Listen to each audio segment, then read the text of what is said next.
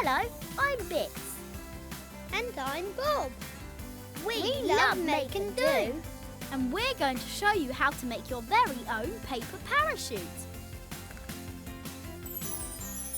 Let's get started.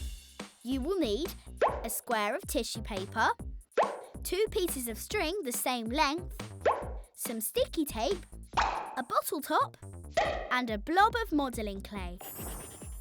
Take 1 piece of string and stick one end to the top corner of the tissue paper with sticky tape. Stick the other end to the bottom corner. Do the same with the other bit of string, in the other 2 corners. Then lift up the strings and put your blob of modelling clay under the strings where they cross. Place the bottle top on top and press the modelling clay into the bottle top. Keep pressing until the modelling clay is flat. Ta-da! You have your very own parachute! Looking good! You can also make your parachute out of wrapping paper, or even use ribbons instead of string. Cool! Have fun playing with your paper parachute.